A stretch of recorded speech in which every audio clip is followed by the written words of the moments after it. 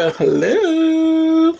How y'all doing? Live from New York. It is Wednesday night, Kiki. How y'all doing? I was trying to add it, but I'll do it later on when I have a moment. But what's going on, everybody? Welcome to a brand new episode of Wednesday night, Kiki.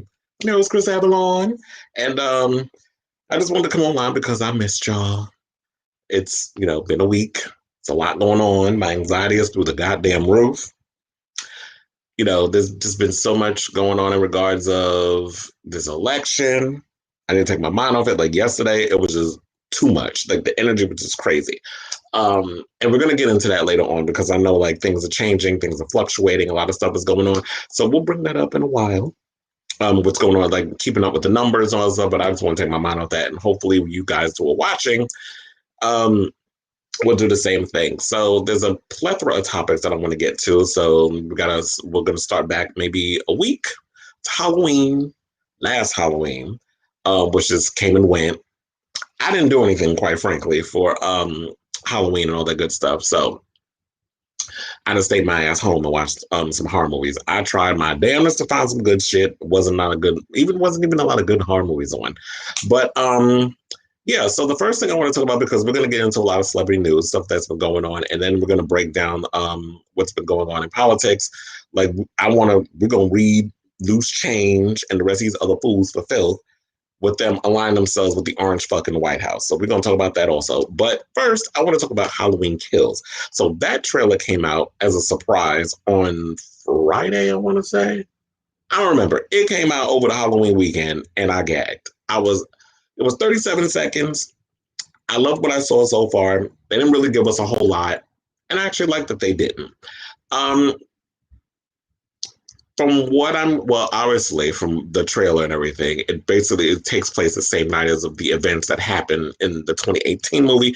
I actually like what this movie is exploring. It's about trauma, and I know some people got upset with Jamie Lee Curtis because she compared Halloween Kills to the Black Lives Matter movement. Oh, how can you go and compare to that? Okay, so let's break that down. The reason why she compared it to the Black Lives Matter movement is because she was talking about the rage that people felt over something traumatic that happened, meaning the people who were affected by what happened in 1978. So Laurie Strode was affected. Lee Brackett, who was going to be in the new one, Halloween Kills, was affected. He will be making an appearance. Lindsay Wallace, played by Kyle Richards for The Real Housewives of Beverly Hills, has been affected. There's shots of her running away from him in the movie. Also, there's another scene with her at a flashlight. I think she dies. I hope she doesn't die, but I have a feeling she does. We have Tommy Doyle, who has appeared in past movies, played by Paul Rudd, who gave out cookies, by the way, the other day when he was, what was it, that people were online voting in Brooklyn, I think. So, but he's being played by Anthony Michael Hall. It's not played by the original kid that was in the original movie. So I actually like the fact that they picked Anthony Michael Hall because he's a much better actor. And I don't know if the kid that was in the original movie has even been in a movie since then. But I like the fact that they're exploring trauma. I know people were talking about, well, how did he get his hand bandaged up? Like, did he have time to bandage? Like, no. I'm thinking because of the little teaser that we saw before this second one, when they were in the back of the truck, as y'all saw in the end of the original film. And, you have the fire department and the ambulance. They were heading towards, that little contraption that Laurie built to trap Michael in, should he ever come to the point of coming to see her and visit her.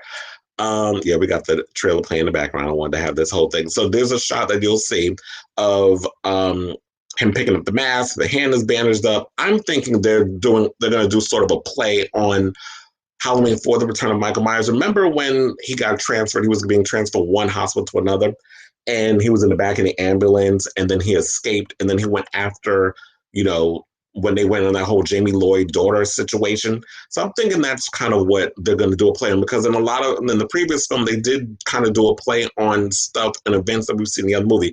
Because, this is completely retconning everything that happened before. And they're going to be bringing some new stuff into it. Well, they're going to they're retconning all the sequels, but they're kind of taking elements from the sequels that we've seen and kind of putting their own spin on it. So I'm actually looking forward to this movie. I'm upset that because it was supposed to come out last year. I mean, not last year. What am I talking about? It was supposed to come out last month because we're already in November. It was supposed to come out last month during Halloween, but of course, due to COVID and the irresponsibility of our government trying to get a whole situation going, um, there's no movies. I haven't been to the movies, like I believe I mentioned this on before, since Bloodshot. So I have not been to the movies since I went to see Bloodshot with some friends of mine. And that was like, I think that movie came out around the time when everything was uncertain and theater was about to start closing. So yeah, so I haven't been to the movies ever since. I'm still a little skeptical about going to the movies. I don't necessarily know if I'm ready to go to a movie theater. I mean, I'll go in there and I'll wear my mask and practice the social distancing and all this other stuff. But I just worry about, I get irritated when other people don't have the respect to respect the people in the room who are following the rules. So that's the only thing. But other than that, I'm like, look, they said March 12th. Is that when the movies are planning on opening? Because AMC is, well, these theaters and the indecisive asses, they have not yet determined when theaters are going to open, when they're not going to open. They keep going back and forth, borrowing money from this one, that one, the other one. So yeah, I'm actually looking forward to seeing Halloween. And Jason Blum did say that Cure or No Cure, this movie will be coming out. So I have a feeling that it will probably go straight to VOD. I don't want it to go to VOD. I would love to experience it in a theater, but and I saw it twice in the movie theater. Once I saw it with a friend of mine, Esteban, at the 34th Street AMC, which was a bad experience because all the ratchets that was in there wouldn't shut the fuck up while I'm trying to watch it. But the second time I saw it, oh yeah, thank you for reminding me. So shout out to Brandon. He was one of the friends that I went with to see the movie. We went to see Bloodshot on March 12th. I would not have remembered that. So yeah, that was literally a week. Wasn't it? Yeah, that was literally a week before or days before, because I think like March 16, 17 was around when they started shutting down everything in the city. Um, so yeah, I'm looking forward to seeing this movie. I'm a huge Halloween fan. I like the whole idea of them exploring trauma. So this new one they said is basically about how other people have been affected by the events of encountering Michael Myers. And I think that is one thing in horror films they don't really explore, because it's sort of like, oh, the final girl got away and then it's done, and then they bring in a new final girl, which we've seen in Friday the 13th and so many other movies. But I like the idea of like, you know what? 40 years later, 10 years, however long you deal with trauma, I think though a lot of people have their time period of maybe they always deal with PTSD. PTSD never leaves you. So seeing that and oh yeah, they did. Um, so yeah, like exploring trauma with other people and how they experience it in other ways, I think is a great um theme to explore in a horror film, because I think people just think, oh, let's just kill people and be done with it. It's like, no, how, if I survived a serial killer, would I deal with that trauma? So I just find that fascinating. I find that interesting, and I'm looking forward to seeing this movie. So besides Halloween Kills, oh yeah, I did see um the, what was it, the Hocus Pocus charity sequel thingy that they did on online. When I came home, my roommate and his friend was watching it, so I kind of tuned in and I saw I came in towards the end, so I saw Mariah Carey and all this stuff, and I was just like, this shit is stupid. But when I was a kid, I loved Hocus Pocus, but of course now that I'm older, it's like, it's all right. I love Bette Midler, everybody was in it, but it was just like, it's all right. But so yeah, that's it. I think that's pretty much I got it for that, and I'm looking forward to seeing Halloween and so many other movies that are supposed to be coming out. And I know, wait, before we move on to the celebrity Halloween costumes, I know I saw people online talk about, well, why are they revealing this trailer a year before it's supposed to come out, which I believe is October 15th of next year. And I'm like, where was that energy when they showed an entire trailer of the Batman, which is not even done yet? They're not. I believe they're in Chicago right now filming. They left the England, which I heard just shut down again. That's why Eve, I believe, is leaving the talk, because it's like they just shut down England again. People are being quarantined because of this whole virus situation. But I think they have an idiot prime minister. Like, we got an idiot president. So it makes a lot of sense why they would be shutting down. Yeah, politicians who aren't dealing with what they're supposed to be dealing with. And so I'm like, yeah, the Batman, we saw a whole trailer for that. They weren't even done with the movie. They were literally, I believe, a month and a half done with shooting, and they showed us footage from that film. They're currently still shooting. And they gave us a taste of what we're going to expect. And I'm sitting there like, well, if you can show the Batman, I think it was cool for Blumhouse to give us at Blumfest, because that's what they were doing. They were promoting and showing a couple of movies they have coming down the line. Give the fans, because it's Halloween, a taste of what we can expect from this movie, which is going to literally be sitting on a shelf come, 2 years? I think they finished wrapping, they shot it in January or it was done by January of last year. So, or this year. So it's probably going to be like a year and a half, almost 2 years when we see this film. So I'm looking forward to it. And that's pretty much what I have to say on that. Oh, and shout out to Liquid, who, by the way, if y'all saw in the beginning of the show, we have a theme song that we played before we came in, because we usually do the countdown, but apparently Restream is having issues with the countdown. So we couldn't do the whole, YouTube, MTV type countdown before we get to the premiere and the theme song and all the stuff. But yeah, shout out to Liquid for letting us use that higher song of his, by the way. So yeah, we just want to give a shout out to that, because when you're not paying for things, you want to give them the shout out so we don't get sued and things. So okay, so now what we want to do is, because Halloween is still on our minds, I want to bring in EJ Portia, who's going to talk about, well, we're going to talk about it together. We're going to kiki on some of the fashions in a thing we want to call fashion and style review. So hey, EJ, come on in. Hi. Hi. Oh, Another week. Talk while I try to share this episode with the mainstream. Bitch trying to multitask. Right. Yeah, another week of drama. Lots of drama, all different avenues. But yeah, this past week, Halloween, I didn't do much either. I saw you, saying your what you did for Halloween. I didn't do much either. It was on a weekend. Thankfully, we had the weekend off. Those that know we're on the same network, so you had your weekend off. And yeah, so really just enjoyed it and just looking at what everyone else was doing, which is what to do. Exactly, like seeing all these celebrities getting all dressed up for Halloween, and I didn't go nowhere. Like, I had people who were invited me to parties. I had a conversation with some friends of mine who went to a tight-ass Halloween party, and people weren't social distancing. People wasn't wearing masks. People was acting foolish, and I'm like, you know what? This virus is spreading. It isn't going anywhere, and I'm not willing. Let me move my microphone back so it's not in the camera. People are not practicing the precautions that need to be taken to not get sick. And I just don't understand why people aren't following the rules. Yeah, I totally agree. We actually got a story about that a little later in our political roundup. But so these pictures and going a little everywhere. This is the first one here. Come on, Miss Wop. Yeah, that's Portia Williams of the Real Housewives.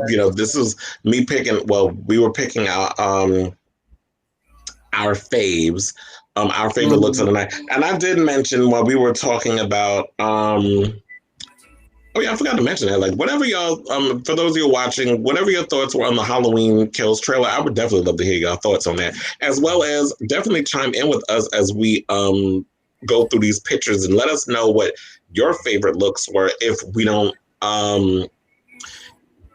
show them in the list of photos that we have. If there was anything we missed, definitely let us know what your favorites were of other looks and stuff for Halloween. But yeah, I definitely love this look from Portia, and I don't know if you've seen the trailer, but I'm definitely looking forward to this season of The Real Housewives of Atlanta, because it looks a little messy. Oh yeah, I am here for it. I'm currently in the midst of Potomac. And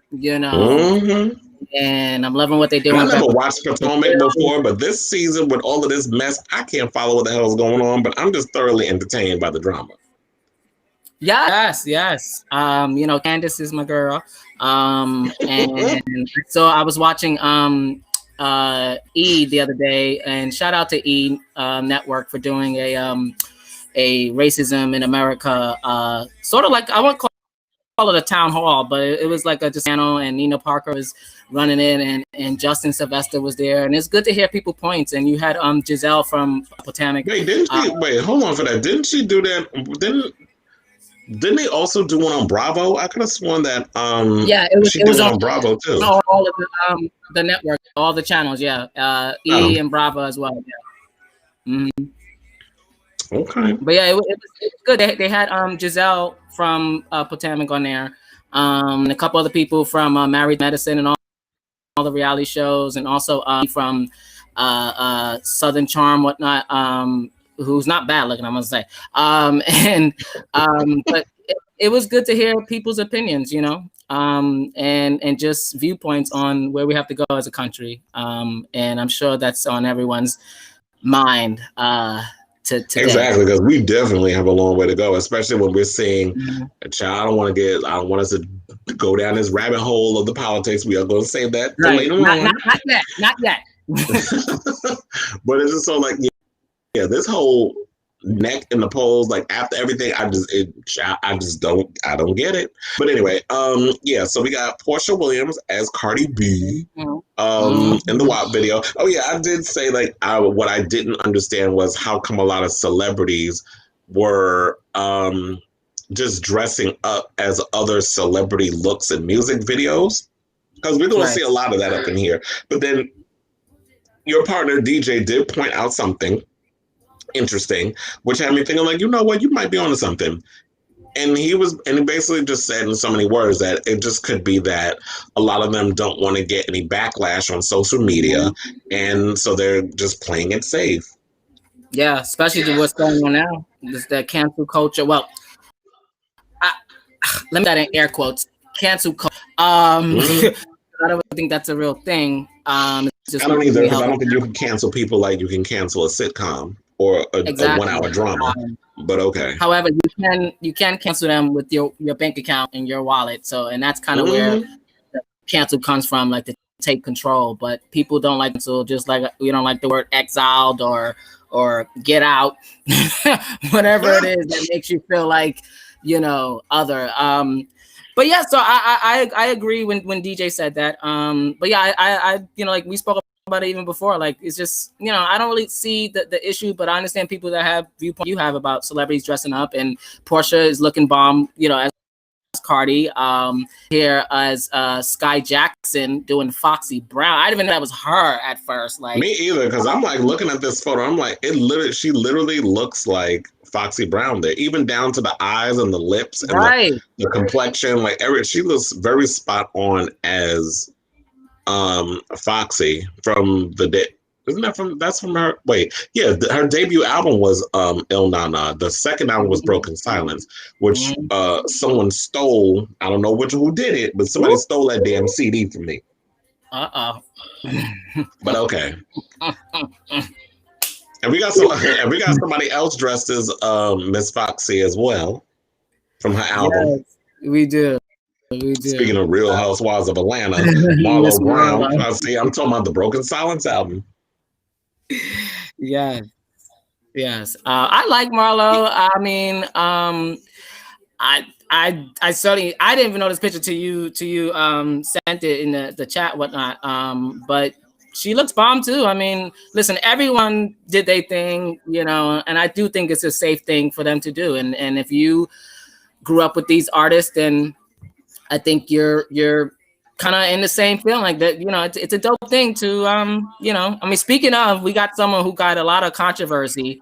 That being this one here. So and that's not a double, guys. The one on the left is Nicki, and the other one on the right is none other than Lil Nas X. And I'll zoom in a bit so y'all can see right there.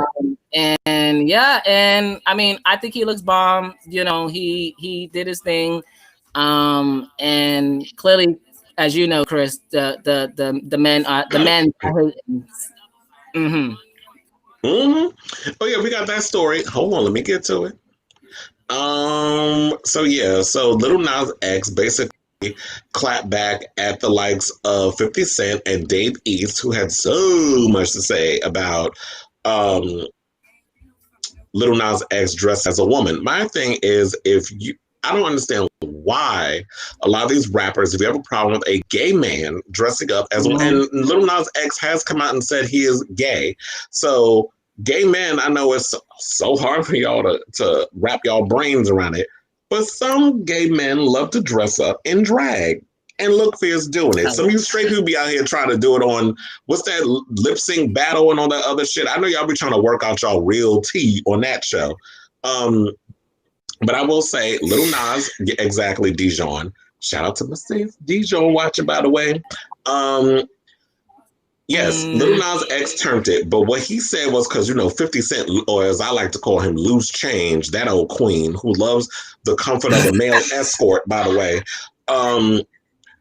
basically came and tried to come for Lil Nas X, and now Dave East went and said this. So now it says, courtesy of Complex, the Old Town Road rapper's costume, which is a nod to his days running a Nicki Minaj Stan account, caught a lot of attention. Many showered the outfit with praise, but Dave East instead replied to the outfit with the use of a homophobic slur. So he put, and y'all was mad at me about this N-word, Dave East wrote alongside an abbreviated Instagram post of Lil Nas X Halloween costume.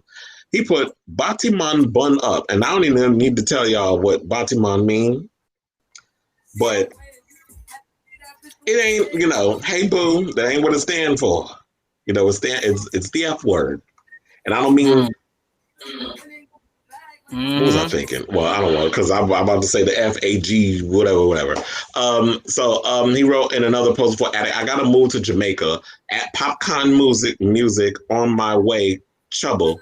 What the hell does Popcorn got to do with this? Why are you dragging him in this conversation? The phrase, well, I don't need to tell y'all what Batiman means. It's basically a homophobic slur. We'll just say that. Right.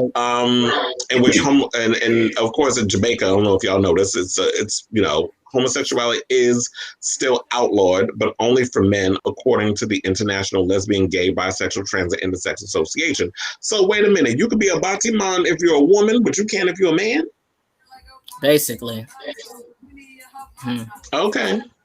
So you got Dijon. So and I agree with Dijon. We said they're gagging because they're turned on by the look. Well, we already didn't we establish that? Didn't we say that he's secretly turned on by it? But this is what did I'm trying to see what Lil Nas X said. Oh, he tweeted screenshots of Dave.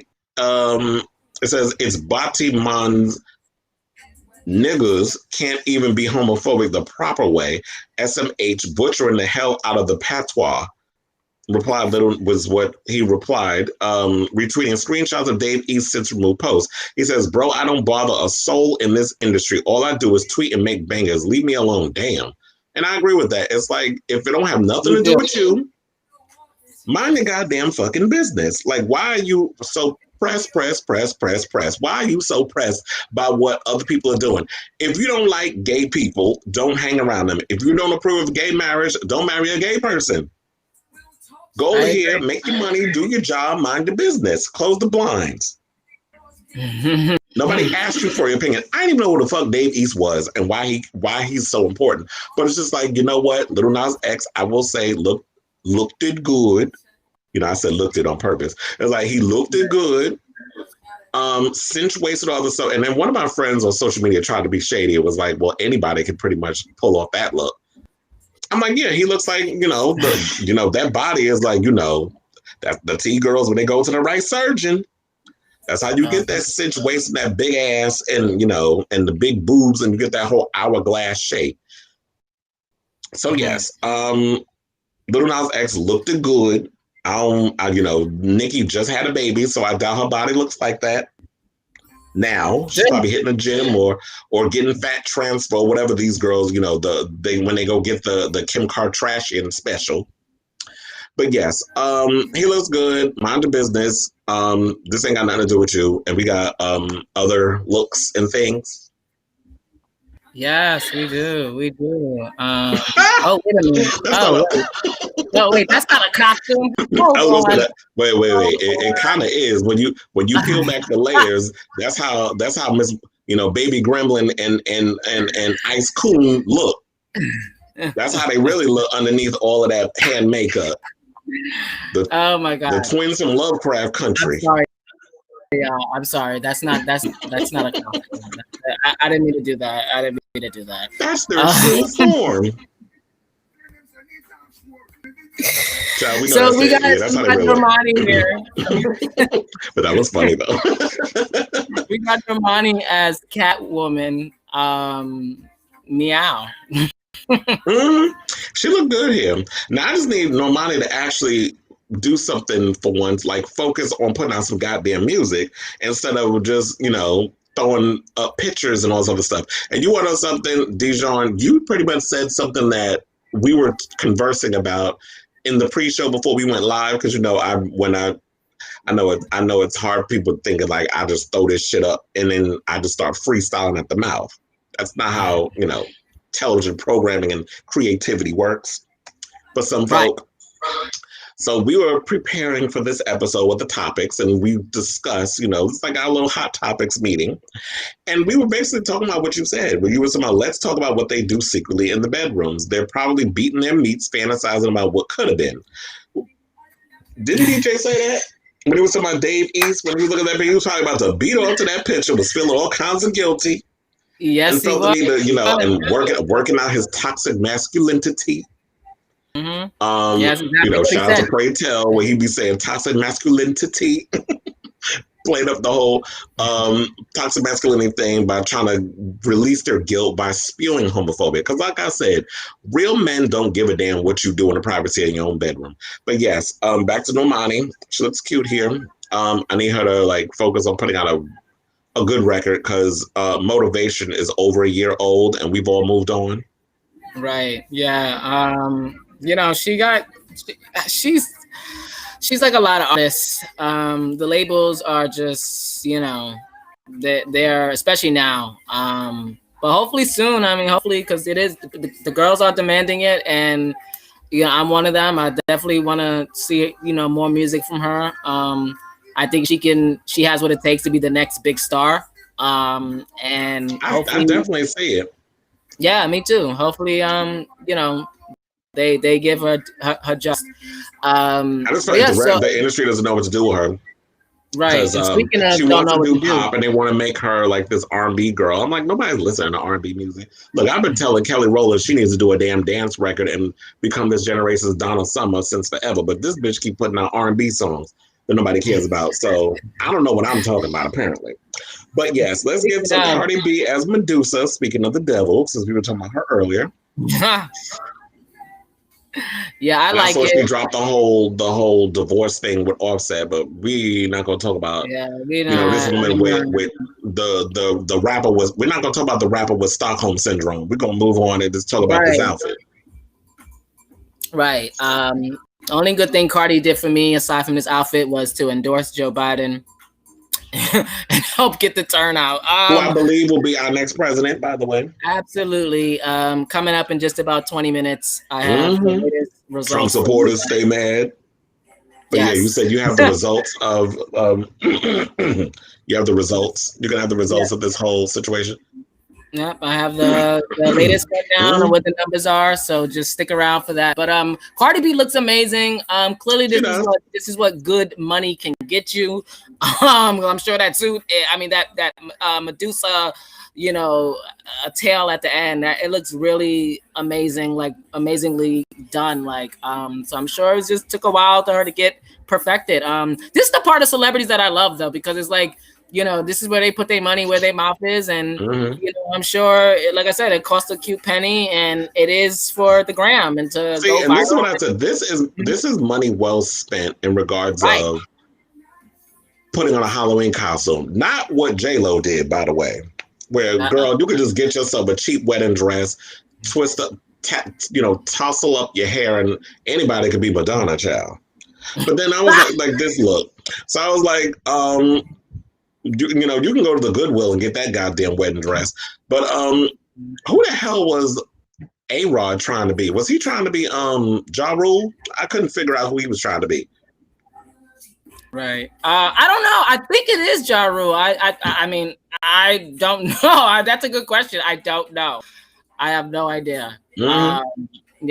So Dijon says here, Cardi B Instagram is everything. I love her. Oh. Yeah, because I'm sitting there like, wait, okay. So there was really no effort put into what's that man named A-Rod's look? You literally look like just some boy I just saw on the 6 train coming from the Bronx. Like that's what you giving me right here. And them insanely white teeth. And I live for the Bronx trade. And the boys, shout out to the boys of Washington Heights. But anyway, as that's what he was given. That's what he was given. Washington Heights trade. You saw it, Kris. You figured it out.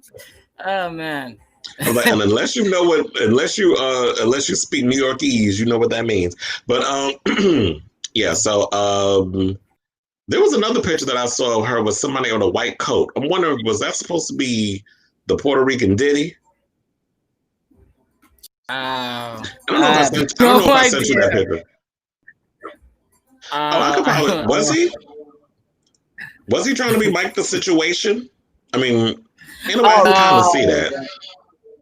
I mean, if anything, I could believe it because I think A-Rod wants to be a white man anyway. Like a lot of these Latinos with money who vote for Trump. Throughout this show, I'm going to be reading the Latinos from Florida that voted for the orange fuck in the White House. Y'all gonna get dragged. I'm sorry. So yeah, if he's triggered. Beyond triggered. Oh gosh. Oh yeah, A-Rod was trying to be I was like, I don't know if I would want to dress up as Mike the Situation because he did go to jail for tax evasion. But he's out now. He's out now. Jesus, take the wheel. I can't do this no more. But this is another one because we were definitely talking about this before. Like I remember when I first saw this picture, and by the way, if y'all don't know who this is Quincy from he was on Empire. Wait, no, he was on Empire. What's the other show? Star, and he's done a bunch of other things. This is Albie Shore and Kim Porter's biological child, but he was adopted by Diddy. That's why he don't look nothing like Diddy, by the way. But I ain't gonna throw no shade because Diddy got some cute kids. But this is Quincy's son of, like I said, Albie Shore and the late Kim Porter. I did not believe, child, I've been revoked my Florida card. I can't, I have some of my friends from the circus. I have some friends, but can we just get like the world's biggest saw and just cut them off from the rest of the United States? I love that comment. So, yeah. But yes, Quincy looks good here. And I remember when a friend of mine, shout out to Stephen Royster, because that's where I first saw it on his Facebook. I did not know that was Quincy. When they were like, this is Quincy, I'm like, no, that's not, that don't look nothing like him. But then you can kind of see it in the lips and all the other stuff. But I find it interesting that he dressed up as a full-on woman, and this is like one of Madonna's favorite painters. Like she always talks about Frida Kahlo, has a lot of Frida's artwork all over the house. And I'm wondering if, because you brought this up, and I was like, you know what? I did think of this, but I didn't bring it up. But then you brought it up, so greater minds. Did he get the same kind of backlash and that same energy from these toxic heterosexual men, as I put up the air quotes as I say that, from the ones that threw shade at Lil Nas X? Did he get the same type of vitriol? And I don't think he did, because I didn't hear anything about it. Oh, yeah, me neither.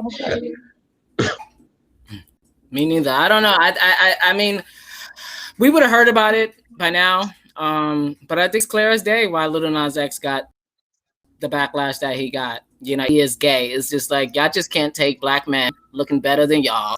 And clearly Dave East wanted the bus, and he's just, he wanted to bus a bus. Mm-hmm. Happy Halloween.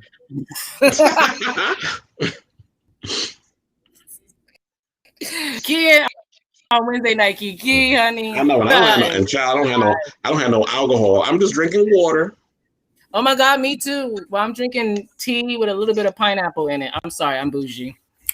I should have got me some tea, but I had some coffee earlier. I don't know. It's just this overexhaustion of this whole, this debate and all this other foolishness. And I mean, not debate, this whole election, everything that's going on. It's just like, y'all done stress me and wore me the fuck out. That's why I had to come online and do I was going to do a show anyway. But, child, oh yeah, the DSLs. Mm-hmm.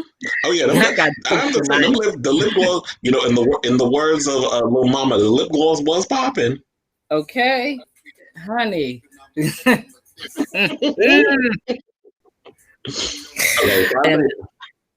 wait, was that all with the photos? Right. Yeah, that was.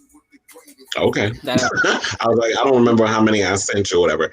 But so yeah, so that was cute and all. But yeah, if there was some, like I said earlier, in case y'all didn't catch it, if there was some fashion looks and things and the this, that, and the other that some celebrities had sent in or that we didn't bring up that you may have missed, let us know what your favorite Halloween costumes were that you saw from some of your favorite celebrities and all that good stuff. So since we were talking about toxic masculinity and people getting called out for it and all that good stuff, so I have a story on Mike Tyson, and because we talked about it last week, and there was a story that came out about when he on his podcast he had Miss Bussy on it, because I don't call him Boosie Badass anymore. So for those of you tuning in for the first time, y'all know who I'm talking about. Yes, I know you here for Ultimate Kiki, Miss Dijon. I'm glad you're tuning in, group. But anyway, so Miss Bussy went and, he's had a history of making a lot of transphobic and homophobic comments, especially when it comes to the likes of Zaya Wade, who's the 12-year-old child of LeBron James, which I don't know why people insert themselves in other people's children's business. Well, you need to be focusing on your own goddamn kids, who, by the way, I remember, if I'm not mistaken, revealed in an interview one time that he got his 12-year-old son a blowjob from a grown-ass prostitute. Now, I don't know if at that point should we have called ACS on your black ashy ass, but I believe that he should have been called. But you said out here worrying about a child transitioning and worrying about what's in between their legs, when we all know, those of us who are educated on trans issues, the genitalia, gender reassignment surgery, all that good stuff, that's the last resort for trans people when it comes to so before we get to the whole story, because Mike Tyson opened up on why he went in and let have on Miss Bussy, I want to play y'all a clip of. I want to play y'all a clip of him going. That clip from that episode, in case y'all missed it. Roll the clip.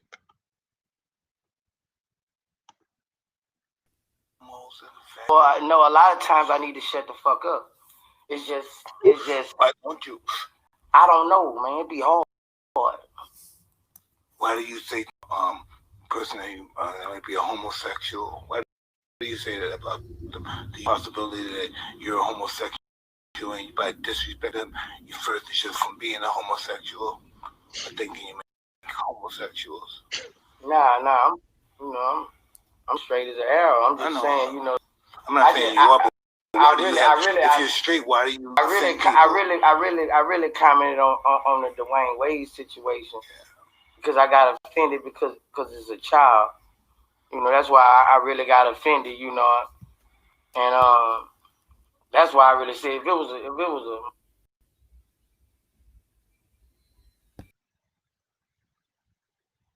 a. Mm-hmm. Oh, sorry. Hi, I am paying attention, by the way. Oh, so yeah, he's like, oh no, I'm straight as I am, bro. I'm this, I'm that. I'm like, She was stuttering more. You was stuttering more than Joe Biden in a debate. But that's an actual disability he has, and he's trying to work it over and all that stuff. And I agree, they need to leave Ms. Zaya alone. I don't know why people are sitting here focusing so much on the drama and everything that's going on with someone else's child. Like, what is going on with this kid has nothing to do with you. But Mike Tyson has said the following. He went on TMZ Live and he said that the conversation probably wouldn't have happened if it weren't for his daughter, who passionately told the boxing legend why Bussy needed to be set straight. So he was like, my daughter, she flew all the way from New York City to Los Angeles, California, where I'm at, just to be there because she thought Bussy was so disrespectful, she had to confront him. Yeah, you read that right. Tyson's daughter wanted to be the one to go after Bussy, but Mike wouldn't allow it. So instead, Mike listened to what his daughter had to say and ultimately believed she made some solid points. Mike said that his daughter argued that Bussy's comments had been disrespectful to the community, and she was so passionate about confronting him, Mike was concerned things would go off the rails. But he conducted himself like a gentleman, Tyson said about Bussy. It went okay. It didn't go like I anticipated it to go. My daughter has a lot of courage and stuff. Now, Tyson says he's rooting for Bussy to grow from their conversation and win the fight over those demons. There's more. Tyson also explained to Harvey and Charles why he decided to make a boxing comeback and why he predicts pain for his upcoming opponent, Roy Jones Jr., when they clash at Staples Center on November 28th. So, regardless of him coming back and making a boxing comeback and all that other stuff, I will say that, you know what, kudos to Mike Tyson's, because, you know, it's like, I didn't think someone of Mike Tyson's age, demographic, that sort of thing would be willing to come out and speak on something as confrontational as that.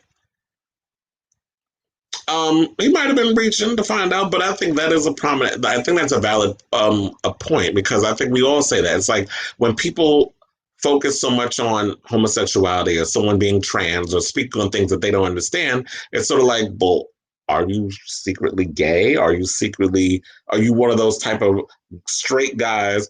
Are you one of those straight guys that go around starting to wonder whether or not you might be into trans women or this, that, and the other? And now there is the saying that, you know what, just because a male is attracted to someone who is trans, that doesn't make you gay. It doesn't. So I don't understand, but I think people get so focused on what's between someone's legs and genitalia that they can't get beyond that. Or like we've seen in shows like Pose and that sort of thing, it's, oh, you know, these men who look at these trans women who have the exterior of a woman, but then when they get them naked in the bedroom, they got the man's toolbox. So it's like, you know, oh, I like to, you know, have the breasts and I like to suck on a little dick, and also, you know, they have their little fetishes that they get off on, and then the women want to be seen as something more, because, you know, women are emotional creatures. Women like affection and other stuff. I'm sure there's some women out there that kind of rock like us, where a lot of us could just have meaningless, anonymous sex and keep it moving. But for the most part, women are emotional. And so some girls, a lot of the trans girls don't want to be nobody's secret. They want to be, you know, accepted and all that other stuff. And it's unfortunate that we have people out here like Miss Bussy who's sitting up in here worrying about what other people are doing. And being the focus on that. So, you know what? Shout out to Mike Tyson for being very mature, and because I don't think he would be like this if it was way back in the day. So he is, to me, I'm thoroughly impressed with Mike Tyson now, how he's matured and he's grown up and he's evolved as a man. And he actually takes a moment to really take a second and listen to his children and realize that certain things that they say, like, he was affected by it, and he listened to his child and he felt her pain and was like, you know what, I'm going to ask you this question. And to me, it just felt like Miss Bussy was like, probably had a flashback when he was in jail. You know how some of them, these men up in here try to act like y'all so damn hard, but then when you come across somebody who will challenge your ass, you know, you buckle real quick and you turn into a puddle of water. So he probably had a traumatic experience where he got turned out in jail, and Mike Tyson was one of those, you know, Debo types who was in jail and probably turned his ass out physically. You know, Mike came at him metaphorically. And he was like stuttering and got all nervous and things, and had to, protest a little too much about his heterosexuality. Actually, I like the whole I cannot stand labels and stuff with everybody calling themselves like 50 million things before I know your goddamn first name. But I do like the whole idea of non-binary, which is sort of like, you know what? As human beings, we have male and female attributes. It takes a man and a woman to create, like we have those traits within us. So I like the whole non-binary vibe of I have my male moments. I have my female moments. Like that's why you know what another thing I love the term butch queen because butch queens are basically somebody who exudes the masculinity and go pump and key in the next as I do sometimes. So yeah, so shout out to him on that. Oh yeah, so we see like Trump is filing a lawsuit to stop vote counting. Oh yeah, we're gonna talk about that later on in the show. So I want to keep it going. So yeah, another topic that I have in the whole celebrity recap is that Chris Rock is talking about civil rights movies and how he can't stand them. And I'm gonna say I kind of agree with him. So he said while on the How Neil Feel podcast with Neil Brennan. He says, I hate all civil rights movies. Don't get me wrong. I applaud the effort and they should exist. The problem is they only show the back of the bus and the lunch counter. They actually make racism look very fixable. They don't get into how dysfunctional the relationships are, or were, I should say. He went on to say, in the 40s or 50s, white men would just walk in your house and take your food. It's a predator-prey relationship. Do you think when it was time to rape, white men were raping white women? No, they would go and rape the women they could actually rape without going to jail for, which of course will be black women. He also added that the reality of the civil rights movement was much worse than what's portrayed on screen by saying, this shit is so much dirtier than any movie ever shows. He also said that the harsh reality of what his mother has experienced has yet to be shown in a film. He says, my mother used to get her teeth taken out at the vet because you weren't allowed to go to the dentist. No movie shows you that. And yeah, so I mean, I've never heard stories about black people having to go to a vet to get their teeth taken out because you couldn't go into an actual dentist's office and get your teeth done. Which I find that crazy. That you know what, a lot of times, and I don't think Hollywood will show those films. Oprah loves a slave movie. She loves to, because I guess it's a way for her to like get in touch with her Negro roots. So she could just go around because I sound so intellectual. I'm a billionaire. I'm this and that. But every now and then I like to play a slave. I can't stand that shit. So in a way, I agree 1,000% with Chris Rock. I have to tell you, whenever they put out a slave movie, it took me a lot to watch. It took a lot for me to watch 12 Years a Slave, by the way. Because every time I'm like, okay, another one. And then even with this whole, the Black Lives Matter movement, and I'm so glad we're finally getting the Black Lives Matter movement and justice for Breonna Taylor and and so many the other Black people and people of color who are being killed unnecessarily by the police. But what is irritating me is that Hollywood only wants to depict films that show us in peril. And I'm tired of it. Why can't there be other sides of showing Black people in other ways besides the antebellum South or being treated like a slave? And, I live for Lovecraft Country, but I want more. I don't want to keep seeing Black people being traumatized. It's like this whole life in general is fucking trauma. And it was also something like what Chris Rock said in an interview that he did a couple of weeks ago with The Breakfast Club. And so we can't look to the past. We always have to look to the future because the past has never been good for people and for us, for our ancestors. We always got to look to the future because tomorrow is always going to be better. Oh, really? It's in Toni Morrison's, I think it's Sula or Sulla. It's mentioned in that book. What's been mentioned? The whole getting your teeth taken out at the dentist. I mean, at the vet, or basically me bitching and moaning about the fact that Hollywood only wants to make slave pictures and pictures where Black people are being called niggas, spit on, beat, or we got the white savior complex. So those are, as guess as long as Hollywood is run by certain, by white folks, I guess is all we're gonna get. And we can't look to Tyler Perry to use his money and his influence to show Black people in a higher plane, because his lack of experience as a filmmaker and as a writer won't allow it. His writing's terrible. He used the same tight ass close up shots. So I can't even look to a Tyler Perry as someone who's going to actually use his money, power, and influence to show a positive reflection of Black people without dark skinned Black men ain't shit. And the light skinned Black man coming in to save these women with these horrible ass wigs, who's always getting their ass beat, or always on welfare, or always, or in a, like I said, an abusive relationship. Oh, they had a blacksmith that did dentistry in the slip. Well, that's very informative. I need to read that, but I don't really. The funny thing is, I've never read a Toni Morrison book, so I might get around to that, because last week we was talking about we were talking about B-Boy Blues and the upcoming movie based on that book with Jussie Smollett. So, I love my James Earl Hardy. And, we have Invisible Life coming to, what is it, HBO? So, yes, I've seen movies based on Toni Morrison's book. I've never really, sat and read her book. So I might actually get, since I got Audible, excuse me, I'm probably, that's going to be put on my list. So thank you for the recommendation.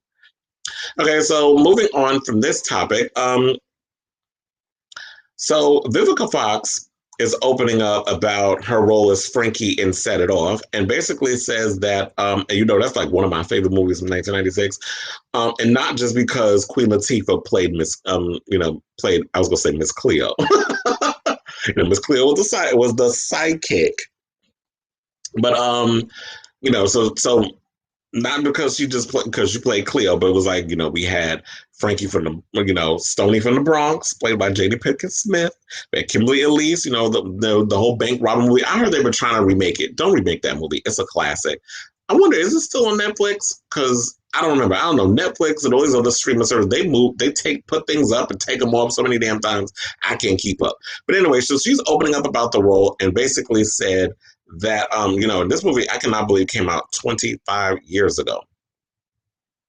She went and said, "I'm so proud of director F. Gary Gray, who over 20 years ago, when we made that film, he really was a stickler for making the storyline believable. He was so professional. He was we were throwing out pages and we writing and making things work because he didn't want us to be laughed at." She also continued on how she prepared for her role as Frankie by saying Will Smith coached her for Set It Off in her trailer. He was dating Jada at the time. Guess he was trying to score some points, and it worked. And Jada and Will, I guess, because how they became friends. Vivica appeared on the first season of The Fresh Prince of Bel-Air, and she played his significant other in All Right, Bye. Yeah. And so she also appeared in an episode, not an episode, she also appeared in Independence Day as his girlfriend. So what I didn't know, though, was that Rosie Perez was offered the role of Frankie and Set It Off, but she turned it down because I don't know why she turned it down, because it says reportedly actress Rosie Perez, famously known for movie roles in Spike Lee's Do the Right Thing and White Man Can't Jump, turned down the role of Frankie when she was originally offered the role. So I don't know. I mean, now looking back on it, I don't think I could have seen. I mean, Rosie Perez, in my opinion, is a phenomenal actress, but I don't really feel like she would fit in this. I don't think she would have been a good fit. I really don't. And speaking of which, before I forget, Vivica is about to appear in a remake of Night of the Living Dead, which I think is going to be an interesting take on things. And the role she's playing is actually the original, from the 1968 movie. She's about to play the role of, she's going to play the role originated by Dwayne Jones, who was like it was history as he was the black lead in that film back in 1968. So she's going to be basically playing that role in the new film. I think it'll be interesting to see, like, because I'm sure what they'll do is take on the themes of the civil rights movement, so you can put you can use Black Lives Matter as a backdrop, her being showing the world coming to, into chaos with zombies for the perspective of a Black woman. So you have the topic of racism in America and where we are today with that. Fighting, trying to survive a zombie apocalypse, Black Lives Matter, and the perspective of dealing with this whole pandemic and that sort of stuff, and then the coronavirus as well. So you can kind of put all of that in there and make it work. So I think that's relatively interesting, and I'm definitely looking forward to seeing that movie. So also, I just heard that Angela Yee, who y'all know from The Breakfast Club, she got a new job. So she landed her own show on Fox Soul, and wrote the following. She wrote that Beth Band is going to serve as her first guest, and I believe the episode premieres tomorrow. November 5th at 10 p.m. 7 p.m. PST. So it's called Established with Angela Yee. Now, the show is, she wrote, super excited for my new show on @FoxSoul, #Established with Angela Yee. First up is at Method Band Official this Thursday. We have some really fun firsthand stories, but my brother has truly continued to evolve and grow since he stepped in the room at 22 years old. You're going to love this. Now, that's cute. And also, Jeezy, the rapper and activist, who, is engaged to Jeannie Mai, who I heard this week had to drop out of Dance with the Stars due to an injury. And they said if she would have waited any longer on, I guess, whatever's going on with her throat would have closed up. And, her whole job is being a TV personality on The Real. So if you can't speak, bitch, we about to get unemployed. So he's about to get a show. But I'm like, you know what? I love some of the shows on Fox Soul. Like, I love the show that what the hell's her name? Claudia Jordan has with Vivica Fox and Selena Johnson and Lisa Ray. That's the only thing I watch from that show. And I know at one point they were trying to give Keisha Cole a whole talk show situation, but Keisha Cole ain't that damn interesting. Quiet as it's kept. Like, Keisha Cole, I worked with Keisha Cole back in the day when she did an interview over at VH1, and ain't a lot of intellect going on upstairs in that brain of hers. So I don't understand, like, how they thought she'd be interested to even carry a conversation in a talk show format. And to be honest, I love The Breakfast Club, but I love it because Charlamagne is like the most interesting and most opinion person to come out of that show. And I guess it's because, he comes from the school of like being mentored by Wendy Williams and says it like he means it and that sort of thing. But when we talk about Angela Yee, like, honestly, I would have preferred to see my girl Angie Martinez with a talk show. Like, I feel like, so for someone who is an icon in radio and that sort of thing, and talk radio, and has so many celebrity friends, and it's cool with a lot of people in the industry. Like, to me, she came up around the same time as Wendy Williams. Like, and Wendy Williams, yes, is the biggest star because she's kind of taken more of the, her edge was, excuse me, the whole tabloid celebrity news and gossip approach. But I would have loved to have seen Angie Martinez with the show more on Fox Soul, more so than in the Angela Yee. I'm gonna check it out and see how it is and see if it's interesting, but I doubt it. Now, last but certainly not least, darling, Jeffree Star's ex, Andre Marhold. Yeah, it seems like he's moved on from one queen to another. And that other queen is none other than Bobby Lytes. So I was reading this and I clutched my pearls when I saw this. So shout out to the Jasmine brand for this tea. So it says that Andre Marhold seems to have moved on from beauty mogul Jeffree Star to reality star Bobby Lytes. Now, Andre recently took to his Instagram to share an image of himself spending quality time at the pool with his rumored bae, Bobby Lytes. He also seemed to take a shot at his ex, Jeffree Star, and caption the image, MIA was fun. Def not worried about no shooting star emoji. I don't understand why. Okay, so you know what? I thought Andre wasn't gay. I thought he was in a relationship with a girl and then the baby mama and a whole bunch of other stuff. And I seen them dick pics on social media. He definitely got a big one. Him and oh my god, who was the other one from that I posted all over social media, and he was one of the one from the House of Gucci on Legendary. Child, that dingling he had between his legs literally looked like an elephant trunk. But I'm like, those are the type of penises, like, yes, they look appealing in pictures, but when it comes to actually fucking, you can't do nothing with a big old dingling. Ask Castro, aka Supreme, the porn star from back in the day. All that. Oh yeah, Jarrell Gucci. Thank you for sending me that. Yeah, so the pictures are floating around. If you check my Facebook, it's there. It's in the comments of one of my posts. I post a lot. So I don't know. So it's interesting. Like, to me, this seems like just an attention grab, some clout chasing, whatever the case is. I mean, it's cute or whatever. I know Bobby Lytes is trying to find something to keep himself interested. I mean, or people interested in him, because I don't know what's going on with. I honestly don't know what's going on with Love and Hip Hop. I mean, how are they figuring out how to shoot during this pandemic? I know the Real Housewives have figured out how to shoot their shows during the pandemic. Beverly Hills is shooting right now because, Erica Jane's getting a divorce.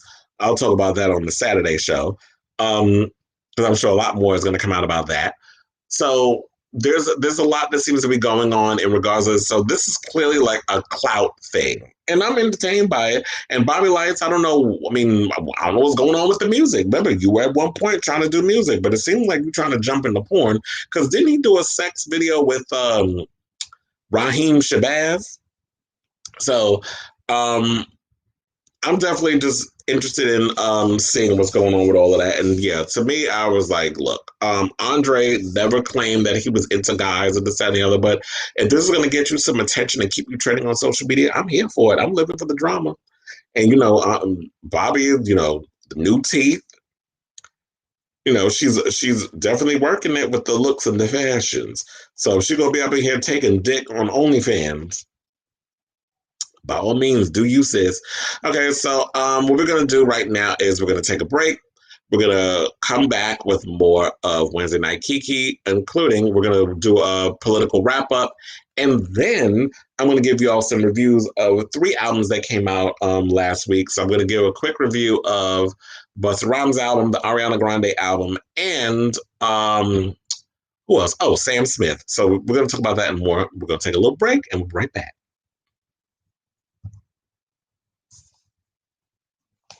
Mm-hmm.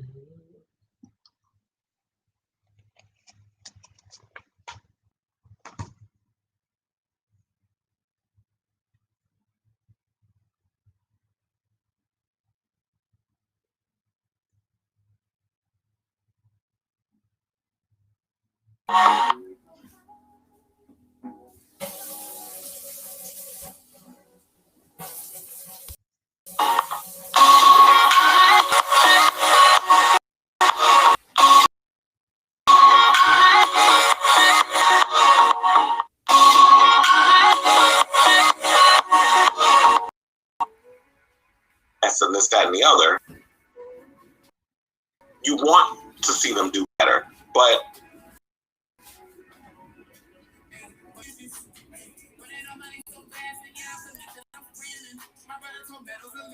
and this, that, and the other, you want to see them do better, but what can you do when her staff or who are on her payroll are afraid to confront her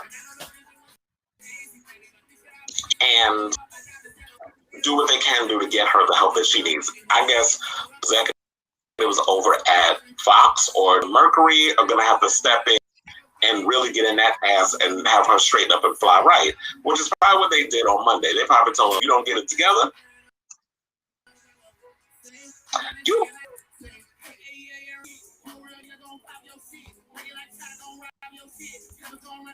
were about to lose your job. You were about to lose your job. That's probably what they told her. Bitch, you about to lose your job. You keep it up. What was We got the tweet of when D Booth responded, and somebody went, "Oh, yeah, it is. Oh, she was good. Damn, you doing, Wendy?" But we had the DJ Booth tweet where I remember somebody comment, "Oh, DJ Booth's bitter for commenting." First of all, he was in the comment about Wendy, and he responded. Yes, everybody has a choice whether they can or will not respond. But if you're gonna tag me in something, and if I got an opportunity, I'm gonna say what needs to be said. I don't feel no more. So,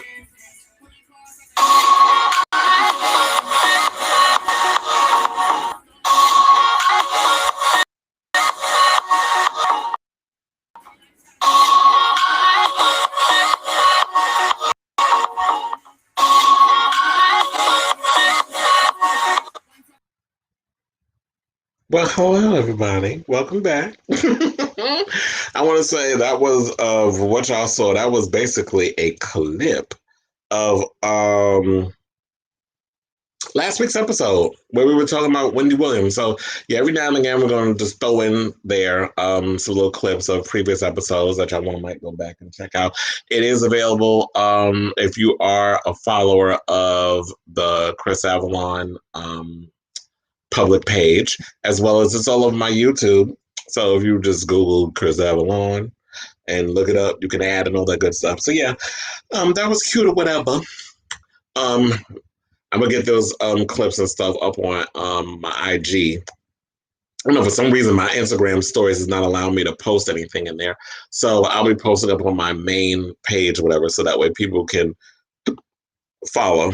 But yeah, so let's bring EJ in and talk a little political tea about what's going on and what's the latest numbers. I did check the Facebook during the commercial break and was looking at a couple of little things about the numbers, but it does look like Biden's going to be the president. Yeah. So currently, right now, guys, this is what the numbers are looking like right now.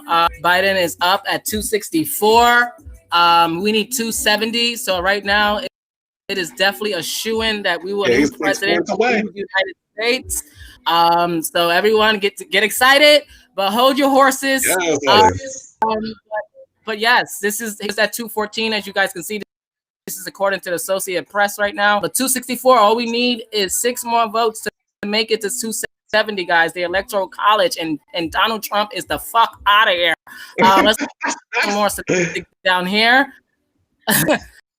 As you can see, 264 Electoral College, and then we have here the that's in the popular. Joe Biden has made history, ladies and gentlemen. He has the most popular votes of American political history. So not only will he be retaking the White House, he also broke history, him and Kamala Harris, but specifically Joe Biden getting the most votes, presidential popular vote in history. So Hillary broke glass 4 years ago, and Joe Biden basically just kicked it through the window, basically. And this is all the swing states going on right now. Georgia is still being reported. Nevada is still being reported. Carolina is being reported. Pennsylvania. Arizona was reported, and then we had to take some back. They had the counting. I don't know what the fuck that means. And Florida right now is still reporting. However, they did project it last night to Trump. You mentioned earlier now about regarding the situation with Trump. Basically, he is suing Pennsylvania currently. He has also filed a lawsuit for Wisconsin. Joe Biden took Wisconsin, which was a big surprise.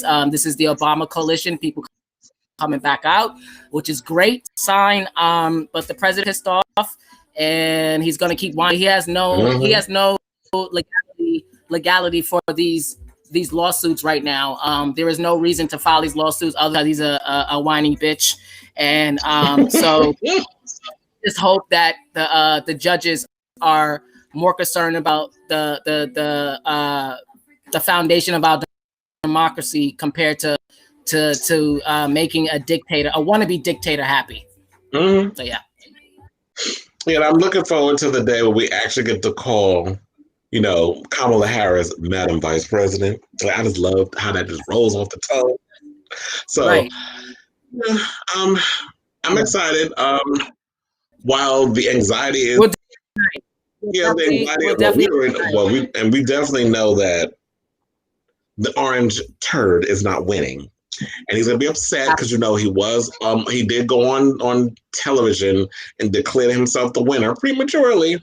And the media, which I had to laugh at, but I'm not surprised, they allow this. Like, stop giving this motherfucker airtime. Can y'all just stop every time he wants to hold a press conference? First of all, he calls y'all fake news. He has no respect for y'all, but you feel like you're in a prison that you can't get out of, and you have to give him his way. I'm like, if you take his toys away, which is about to happen, once y'all start taking away his little toys, meaning, the cameras and the press conferences and him going on the road. I mean, what he'll do anyway, because I think like once it's all done, if he's not thrown, his ass ain't thrown in jail, which I'm hoping will happen. Because, that's orange Tanner, orange jumpsuit. So he does look good in orange for that reason. When we're seeing that with him and the daughter and the lesbian Jared Kushner and the rest of them, because he looked like a big old dyke. So when they all get thrown in jail, one with the half breed retard Don Jr. and the other one, the one that looked like Squaw from the Goonies, Eric, when they all go into jail, we'll all get to rejoice at the streets, but he's not going to go nowhere. He'll probably do like a little, take his little show on the road to all the little red states where he'll continue to have his little rallies and tell his little corny ass jokes. Right. But I just need all of this to be over. Meaning, let's stop giving attention to these racists. I'm done with hearing about them and them getting these. I was going to say this small group, and it's funny how we all thought they were this small group of people that this minority that was a majority. But then when you look at the numbers, it kind of just showed in the beginning when they were neck and neck. It's like, oh, wait a minute now. So are y'all telling us that there's a lot more closeted racists and more racist than we've come to realize in this country, even though we know what this country was built on? Yeah. It's real interesting because, you say that and that's a big like consensus because, we were talking before the show, the pre-show, and like, just letting a lot of people are just, I won't say more so shocked, just a little dismayed in the sense that this is taking a little longer than expected. Like you would think with everything that's happening, COVID and all this stuff, it would be a landslide, and then just shows you how hard these Republicans and white supremacists are hanging on to true power, and they want full polarity. And I'm glad that so far the American people look like this is a total referendum on Donald Trump and the entire Republican Party. We still have a chance, possibly maybe like a 40% chance, I would say, of taking the Senate still. Last time I checked, races that need to be called. However, the ones that we want out obviously are staying. That being Mitch McConnell, Lindsey Graham, Susan Collins, Bobblehead Collins. I can't stand her. But yeah, so what are you gonna do? We got to keep voting. But yeah, so we'll see. But by the end of the night, we should definitely know the next president and vice president, and see his perp walk to jail as well. Because Lord, he about to do the crip walk to jail, not the perp walk. He doing that crip walk. Shout out to Snoop Dogg. Okay. But and one of the things I think we need to address, because I've been seeing this all over my Facebook time. Like, first of all, I had to take a break from you hoes over on Facebook. Now, I live for y'all. I love you all. But I had to take a break from y'all because it just became too much. Like, every other post was about this election. And I know this is the main thing that everybody's talking about.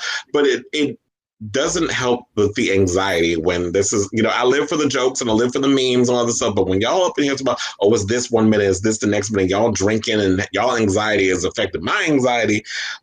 Why do you think, because this is one of the topics, why do you think so many Latinos continue to vote for this turd who, at the end of the day, I'll keep saying this, does not give a fuck about you. He doesn't like your kind. He threw your people in cages, separated from the kids from their families, refuses to, has made comments about Mexicans being rapists and, people coming over with coyotes. I know people throwing shade at the whole coyote thing, but that's kind of what they're called.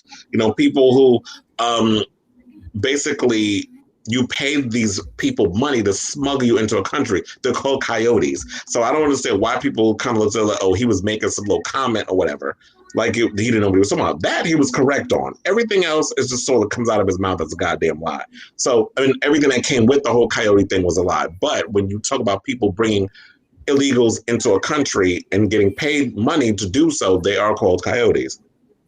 So why do you think people who of color continue to vote for a man who doesn't even like you or your kind and has made it no secret that he's a racist? That's a tough one. I would say no. This is something that I'm still trying to figure out too. Like, I literally had this conversation with my therapist today. Just so funny that we had this, therapy today, but of all days. And it is something I'm still trying to figure out because not only Latinos, but you have a portion of Black people who did the same thing. Like, and speaking of, this coming Saturday on the next episode of Host Chat Live, we're going to talk about the high percentage of LGBTQ Americans that came out to vote for Trump, according to the latest statistics with LGBTQ Nation. So, we have to talk about it. We have to have these conversations because it's an intricate question.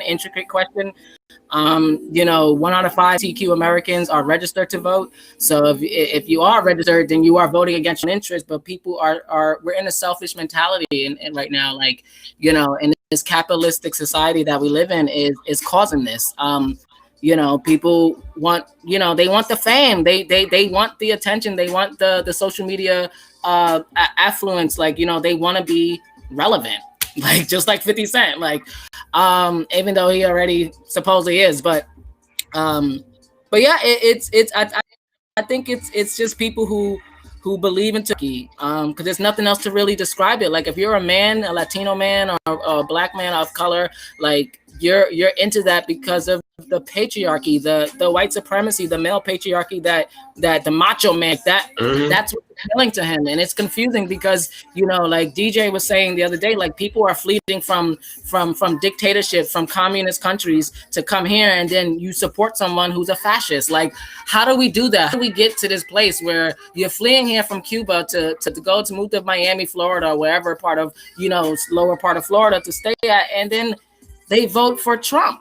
Like, so the Democrats have a lot of work to do. We have a lot of work to do, not just waiting until 6-8 months to the election to go, hey guys, we're back. No, you got to be here at least every other month. Like, we should be having town halls. I know it's money and stuff, but there got to be some way out to people, especially with social media and TikTok and the way things are going. Like AOC is always on Insta. She's always cooking. She's always talking to people. Like, what is stopping these politicians? And obviously we know what it is. It's the systemic capitalism. That's what it is. There's so much money in politics.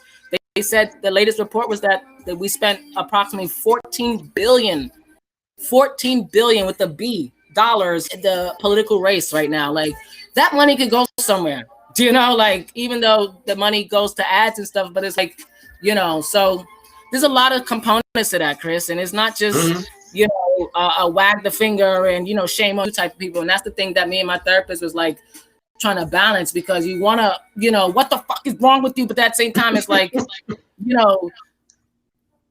we don't live in Florida. We're not dealing with, like you said, immigration. We don't have people at our border, like, at least like that. Like, so it's like, you got to put yourself in their shoes, but at the same time, I agree with that. You would think with everything that's happening, coronavirus, unemployment rates, GDP being down, economy about to hit a recession, worse than the one we had in 2008. Like, we're going there, and we haven't yet to feel it. Like, we just hit 100,000 deaths. Like, this cases a day. Like, it's not going to get better. It's going to get worse before it get better. And this is Joe Biden's responsibility now. So yeah, he's definitely going to have to put together a task force that's going to have to get the country back up and running. It's going to take some time. I believe, hopefully, fingers crossed, by the summer, We can have some sort of a vaccine that we can get to some sort of normalcy. I mean, I'm not expecting us to go 110% back to normal the way things were in 2019, but I'm expecting us to kind of get the life, which is why I don't understand like how some people this year were literally trying to act like nothing's bad is happening. Like everything was still no. Oh yeah, I'm gonna have a Halloween party, and I'm gonna go and have I'm gonna have a little house party, and I'm gonna do sex parties, and I'm not doing none of that shit. Like I value my life. I don't want to be like, okay, so because I get a temporary high and then it ends up being a long lasting effect on my health because I want to have a temporary moment of weakness and I want to get off or be in a moment of, I get to party and I get to do this. And I'm not leaving New York. I have not left New York since this goddamn pandemic started. People going out of state and coming back. People doing all these different things. And it's like, no, but you want to know something? There was something you said that really had me thinking. When you were talking about a lot of these immigrants and stuff who come here and they vote, like the fascism, and they come here for a better way of life. And then when they get the better way of life, because they think that, they get the big mansion and they get the big, they have the big job and they create, they come here because of the dream. And they wind up finding a way of building something from the ground up, which is what a lot of Latinos do when they go to Florida and that sort of thing. They live the dream and they think capitalism and all this is an amazing thing and all this other stuff. But it's sort of like I don't know if it's almost, we could call it Stockholm syndrome. Like it's like you in love with your captor, but it's like you bring that dictatorship from the country you came from over here. Because that mentality, because that was embedded in your brain when you were in that, in the other country and you come to America. America's supposed to be the opposite of supposed to be. Even though we could go into a whole thing about slavery, reparations, and all other stuff. That's a whole nother conversation. But when, foreigners who come from other countries, they want to come here for a better way of life because they don't want to live in a society run by dictators and communism. And, they like to throw communism and socialism as they're the same thing when they're not.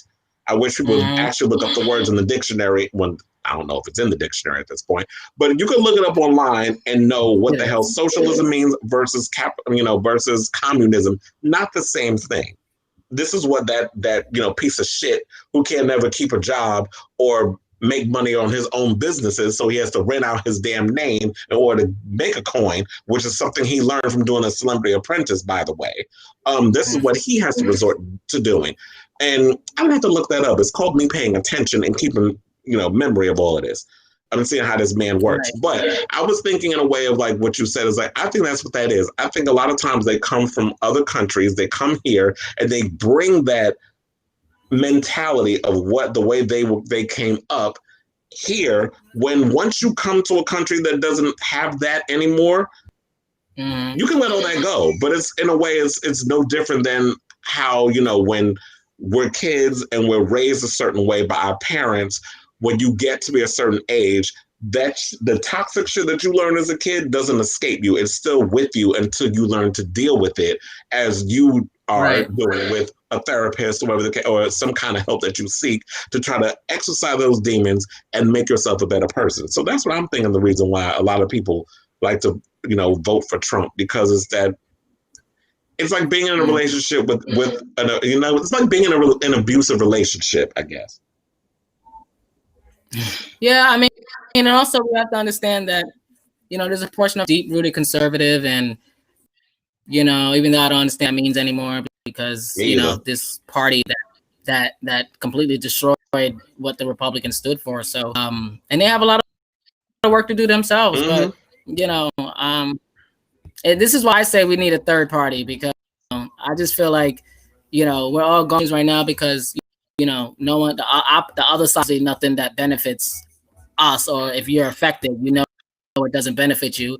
But moving forward is tough, and I know, we're going to wrap this show up in a bit. I want to keep hanging on politics, but just got to stay focused and continue to vote in every election and not just the major ones. And hopefully we can change. But I also want to say, honestly, people need to know who they're voting for when they get into office. Because I have to admit, when I went to do my early voting, I didn't mention that. I early voted on Saturday. Was it Saturday? No, it was Sunday actually. My parents, because after I finished voting, I called my mother, and she was like, "Oh," and I was like, "Did y'all vote?" She was like, "Yeah, we voted on Saturday." So I went and I voted on Sunday. Went and got a haircut after stuff. So when I went and did my early voting, I had to do the ballot twice because I accidentally voted for Biden twice because the ballot was confusing. So I had to vote. So I actually voted for him twice, and I put the thing in the machine, and they were like, "Oh, it's rejecting it because you voted twice." You just have to, regardless of what it is, once you pick your candidate, because it was like, I don't know, they make these ballots really confusing with that part. But it also leaves you to try to figure out, okay, know your Congress people and the people you're voting for, and these people you're voting into the Supreme Court and all other stuff. A lot of times we don't know that. We just know the main names, and we just vote on down because it says Democrat or Republican. So, like you said, both sides are a work in progress, and I do agree we need a third party because the Republicans, the Democrats, both a mess in their own way, and we need somebody in the middle who can come in and give a recharge. And it seems like that's the only time the Republicans and Democrats come to an agreement, when they don't want a third party. So I would like to kind of see both come together, and well, not both come together, both be a work in progress, but we do need something else in there to kind of keep them on their toes and challenge them. But what was it you were going to say? No, I was just gonna say, just, you know, this is really what it boils down to is really a white American problem, white America. And I'm gonna be as blunt as possible. Like, what we're seeing right now is Black Americans, when our backs against the wall, like, we come out and vote. The fact that Joe Biden's winning Wisconsin and all these other places is showing that, you know, people are coming out and voting, but majority of, you know, white Americans, the 54% of white women who voted for Trump the last time, you know, that's a major issue that, you know, Democrats have to work on. Like, you know, going to these flyover countries that they call Iowa, middle of America, going there and speaking to them, these farmers and people who, you know, manufacture people, even if they know, you know, okay, we're not bringing back coal jobs, but here we are bringing, you know, windmill jobs and you know, electric cars and all this stuff that bring us to the new future of the new America. And that's going to be the fight. So we definitely need to. I agree with that. They definitely need to provide an alternative, because a lot of times when you say take away jobs and stuff, you know, think people are simple. No shade, but y'all are. Like, I like complex. I like taking the time to actually, you know, peel back the layers and understand what's going on. A lot of people are just simple. So Democrats need to learn, take a page out of the Republican handbook and figure out how to simplify something and make it like in a slogan, or, you know, like a tweet, 150 words or less, and figure out how to market things to people where they understand. Because Republicans can say some shit and people automatically understand it, because one of the only thing that Trump is good at, besides cheating on his wives, is you know, basically marketing. He's really good. He's a master at marketing shit. So when you simplify something enough for people to understand, they'll get it. And Democrats really need to understand how to figure. Like, they need to figure out how to make that work and find some people. Y'all gonna have to get in bed with a couple of these progressives, because progressive is the future. Sorry about it. Sorry, not sorry. But you need to get the AOCs and the Ilhan Omars, who, you know, some of these conservatives are afraid of, like Nutmeg McCain. Well, I have a feeling she's going to be coming back soon to The View. Wait, hold on, real quick. Speaking of Nutmeg, I want to thank her mother, Cindy McCain. Because of her, we won Arizona and we won the Senate in Arizona. So, Nutmeg, your state is blue now, girl. Okay. Did she say? I could have sworn. Did she mention something or another about that? There's a possibility that with the way things were going in Arizona, that it may turn blue. So I think we saw the writing was going to be on the wall eventually. I just didn't think it was going to happen this quick. But yes, I just like the fact that she disappeared at the sense that mother announced her endorsement for Biden. She disappeared off of TV, honey. But speaking of endorsement for Biden, we're gonna talk about this right here. The one and only superstar Gaga. She triggered him, and after she endorsed Biden, Trump followed up with a document claiming her as she's basically a enemy of, like, she's with Antifa, whatever, some stupidness. Like you said, they throw anything out there, Republicans fall for it, and so and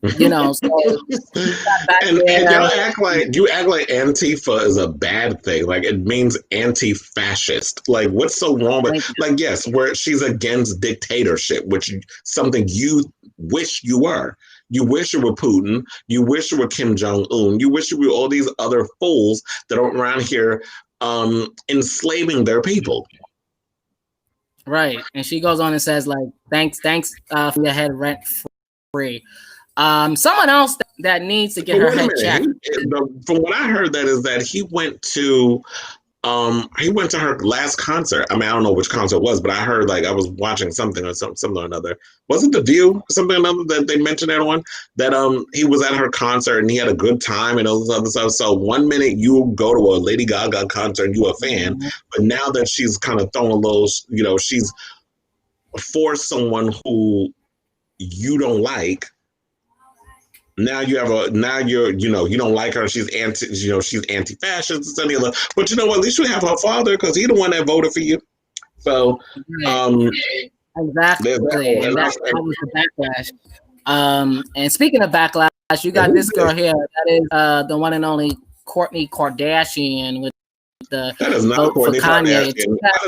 That is not Kourtney Kardashian. Why that girl look like Melissa Gordon from the Real Housewives of New Jersey? They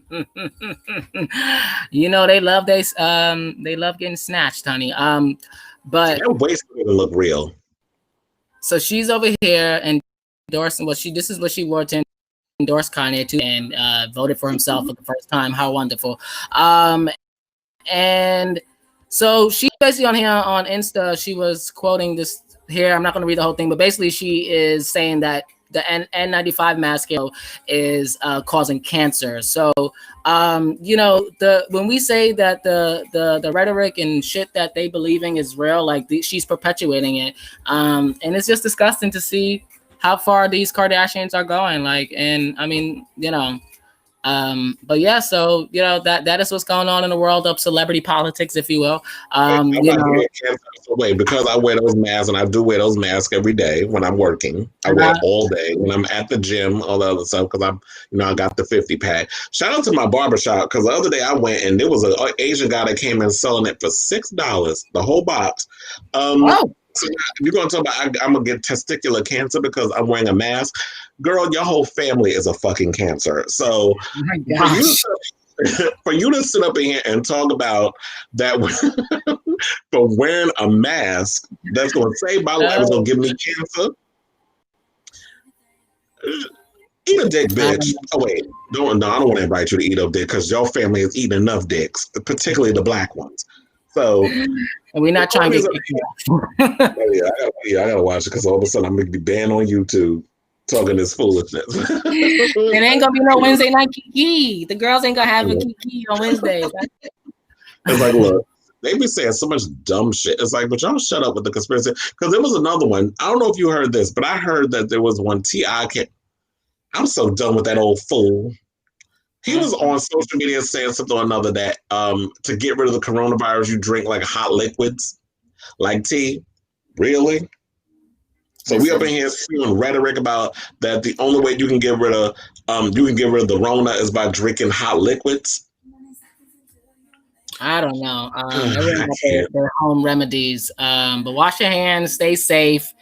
Yeah. Do what the doctors say. So now that So now, Dr. Fauci, your job is safe, because that the orange piece of shit, who I should point out is, as we speak, imploding all over Twitter, because he is a loser, always has been a loser. Boarded up at the White House. Yeah, so he's that's why he built the fence, because he knows he don't want nobody coming in and drag his white ass out. So he's going batshit all over social media as we speak, and I'm just tired of celebrities speaking. Like, between Courtney and T.I. and all these other ones with their conspiracy theories, and there was some porn star I ain't never heard of that was talking about the Rona and it's not a real disease and all this other shit. I hope you get in your asshole and it falls off, so then you won't be able to make no OnlyFans money. But then we have like John Legend, who was going in and letting have on the likes of rappers who support Trump and has been saying that they're literally in the sunken place. So this all stemmed from because Saturday Night Live this past week did an episode where they made fun of Ice Cube and Louise, or as I like to call him, Baby Gremlin, because that's what the fuck he looked like. And shout out to Weezy's Lil Wayne's girlfriend, who dumped him when she found out that he was endorsing Donald Trump for president. How do you go and here's the question: how do you endorse anybody for anything when you are felons allowed to vote? So I don't know. I don't think they are. So for you to be up on here talking about you endorsing somebody, motherfucker, you can't even go into a booth and vote for a president. So that's true. He had a felony, right? I believe so. And the funny thing is, like, so Kanye didn't vote during the Clinton administration, didn't vote during the Obama administration, during the Bush administration. But George Bush don't care about black people. But this is the first time you voted. Thank you. It shows their idiocy, like, you know, and how, once again, like, it's selfishness, like it's for their own pockets, and you know, you know, just yes, thank you for bringing that picture back. Right. So leave this up as I talk about this topic, because you know what, this picture is fitting since we're talking about the both of them. So what was I going to say? I was about to call him Joe Biden. John Legend's comments basically come on the heels of Saturday Night Live shining a satirical spotlight on two of them, Louise and Ice Cube. So in the sketch, when Jim Carrey, who was playing Joe Biden this season, now, you know, shout out to last season where they had Alec Baldwin playing Donald Trump, hilariously, I will say. I'm definitely loving Jim Carrey's spot-on portrayal of Joe Biden. So hopefully he'll be able to stay on with that, because, you know, we go back to Jim Carrey on the Living Color days. So he says, while Cube did put up laughing, crying emojis with his immediate response to the clip, which he shared on Twitter, he also made it pretty clear that he took issue with what he called the show trying to reduce me to greed. Well, that's basically what it is. That's why he was hurt. Because at the end of the day, you people don't vote for what's the interest of the people. You're voting for the interest of what's in your wallet. And I think that's kind of the attitude that I got from Lil Wayne as well, because he's like, because in so many words, there was this old Nightline clip that was brought up when he was talking about the Black Lives Matter movement. Y'all can probably check that out on my Facebook. It's up there. The video's up there somewhere. Just scroll around and you'll find it. He was basically, in so many ways, it's like, you know, I'm just a rich N-word and all this other foolishness. And, you know, people like him, they don't care about us. Because once they've made it, they ain't got to look down at the peasants. We nothing but peasants to them. So they're making their money. They're doing whatever. They're successful, and they don't give a damn about us anymore. So, but remember, what goes up must come down, honey. So Cube came under fire after a Trump senior advisor thanked him for working with the White House on a plan for Black America, which was their platinum plan, which I'm sure was a blank damn page. While Cube subsequently said he had not yet decided on how he would vote, he vowed to work with whoever was in the White House after the election for the Black community via his own contract with Black America.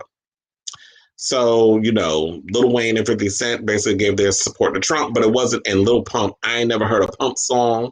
I don't know if he wears pumps. I don't know nothing about a Lil Pump.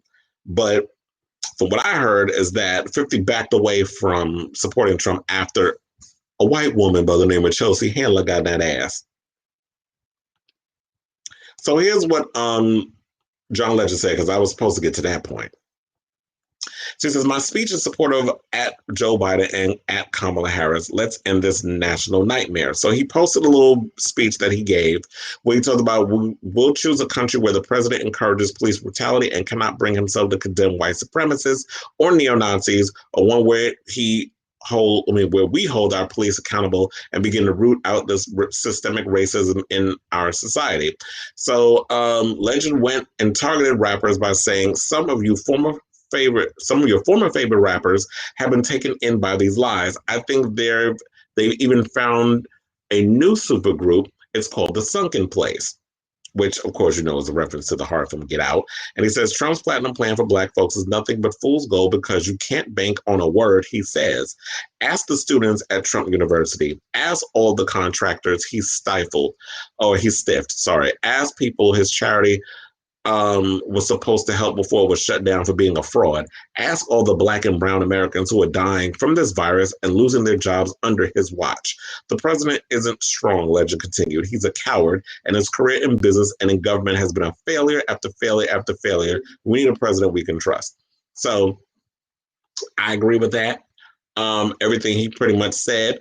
Also I love, shout out to tribe.com. I have a couple of video posts and stuff up there, including I did a prequel to Orphan, which I don't know why they're doing it. I gave my opinion on that and a whole bunch of other stuff. So definitely check out that website because I write for them as well. We got a couple more minutes left in the show, and I think we pretty much wrapped up our whole little political thing. I wasn't planning on going on a full tangent about it, but this is a well-rounded show. We could talk entertainment news. We could talk politics. I'm just showing that I am a jack of all trades, and I can talk about a whole bunch of stuff. So before I get to the album reviews, I want to give a shout out to Baby Shark. Baby Shark. Which surpassed Despacito as most viewed video of all time on YouTube. So I have the tallies right here. And Despacito basically sits, that's the song with Luis Fonsi and Daddy Yankee, has 7.038 billion views. And Baby Shark has 7.042 billion views. I love both songs. But I have to say, Baby Shark, that's my jam. I love Baby Shark. It's like I'm a big kid, I'm sorry. But yes, Baby Shark was my jam, and it still is. Every time that song comes on, I do get a little giddy when I hear it. So, let's talk about album reviews. So that was the only thing that happened. We were talking about Halloween, all these different things that was coming out. So I saw the Halloween trailer. 2020, I will admit, has been a really good year for music. It's going to be hard for me because I'm going to try to compile a list. I think I'm going to do a top 10 with some honorable mentions. But I'm going to do a top 10 best albums of 2020 list. I think EJ and I were talking about kind of doing a whole 2020 year wrap up. And then we're going to kind of bring in our favorite albums and non-favorite albums. So it's going to be a mixture of mainstream, non-mainstream, out music artists. All that's going to kind of be rolled up in one. But I listened to 3 albums over the weekend. One was from Ariana Grande, which is her new Positions record. I'm going to do a quick round of that. I get where she was going with it. It was, she was getting sensual. She was getting very sexual in regards of what she wanted to talk about is very more mature, but I feel like she could have gone further with that record. I was actually bored with her album, and I feel like she continues to do the same thing over and over, and that's the definition of insanity, doing the same thing over and over and expecting different results. And I will say this, she is talented, pretty girl, great voice, but I feel like the production and the music she chooses to do is not showcasing that. I need for her to have her Mariah Carey Emancipation of Mimi moment where she works with the right producers and the right team of people and give her that breakout record. I don't care how many times your album goes in, because I'm sure that's what a lot of y'all say, but her album's #1. Okay, but what about next week? Is it going to be #1 then? I'm not talking about, let's talk Taylor Swift. Her Folklore album has maintained at the #1 spot for weeks and weeks and weeks on end because she's willing to take chances and do different genres and try different things. I'm not necessarily a Taylor Swift fan, but musically, she does take creative risks with her music. So yes, like I said, pretty girl. I met her brother a few times, Frankie, at different events. There were some songs like I love the Hair song. That's like one of my, because it's a play on her signature, ponytail. So I want her to kind of go more there with that, like take more musical risks, risk with the lyrics. To me, this album felt like she was having more fun than us who were actually listening to it. I kind of wish that same energy that she was feeling when she was putting it together reflected, excuse me, the rest of us who listened to the album. Now, another person that that I definitely was listening to, because like I said, I was not going to spend a long time on her album, but Sam Smith. So his Love Goes album came out, and first of all, I didn't even know um, that Sam Smith was putting on a record, or maybe I saw like little promotional things. I really wasn't paying attention to him, because there's been, like I said, there's been so many albums that came out in the past, in this year, that I've been kind of bombarded and listening to, that I really wasn't really paying him any mind. And I've heard a couple of songs and I was like, I like Sam Smith's music and Standing a Third, but I really, no shade, I wasn't checking for him. But then I was like, oh, wait, the album came out already. So I actually took the time to listen to it, and I was thoroughly impressed. I like this album. I think out of all the albums he's put out, this one is my favorite, because I feel like there's a cohesiveness with it. Now, all the other songs that we heard in the past, like How Do You Sleep and Dancing with a Stranger, all this stuff, those have been resorted to bonus tracks. So they're not even like in with the final product of the album. They're just they've been pushed as like songs that we've heard, but they're pretty much bonus tracks on the album. But from the album as a whole, I have to say that I definitely love the record. I think vocally he sounds great. And it's definitely an album I think everybody should check out if you haven't already. I was trying to think of what were my favorite songs, but I'm like really not good. Sorry, I'm really not good with like titles and stuff. I just be listening to a song, I'm like, oh yes, honey, that song is definitely giving me my life. But and one of the things I do love, I will say this, and this is kind of like what I have always wanted from my queer artists. I want artists to be unapologetically queer in their music. I'm not saying that you got to sit and sashay and Shantae throughout a whole damn record. I'm not saying that. But just when you talk about love and lost and longing and things, I don't want you to kind of take more of the George Michael approach and you're singing to a woman when I know you suck dick. Or like the Ricky Martin approach. Like if you're in a relationship with a man, sing some songs about a man. You can use he, him pronouns. Not for yourself, because Sam Smith refers, they go by they, them pronouns. So they are gender nonconforming or non-binary, if you want to call it that. So listening to their album, I'm also trying to realize throughout this conversation, did I refer to them as he, him pronouns? I probably did. If I did, I sincerely apologize. Wasn't really thinking about it at the moment. It just literally came to me in my brain. I was like, wait a minute. Sam Smith does not go by he, him pronouns. But when listening to this record, I do love the fact that they pretty much sing about things that is really going on in his life, about, a jilted lover, a man who did him wrong, that sort of thing. And, I live for those records. We live for the records when we hear, our sassy divas, a lot of our icons. So yeah, I definitely, and he says that this album is his first proper heartbreak album. So, and it's funny, like we say that because like, that seems like all he sings about on his records is it being sort of, a breakup record, but this feels like a proper one. And then there's moments, where, it's not all about, it's sadness, child. Like there's song on the album where he kind of goes, where they, kind of go into, dance music, and not just the dance, but the stranger song. There was another, excuse me. I didn't even know that How Do You Sleep was produced by Max Martin. I love Max Martin's production. But overall, let me just say this. Sam Smith's album, another great record. I'll probably be playing tracks from the song from that record on the Kris Avalon podcast this weekend. So definitely check that out. But one of the last albums I want to get to really quick is Busta Rhymes, ELE2. And I'm sitting here typing as I'm bringing it up. But yes, ELE 2. I don't know if people really took the moment to pay. And I heard this album sales wise is done really well. But if you have not heard ELE 2, and I've been a Bust Around fan since these are the new school, Wuha got you all in check.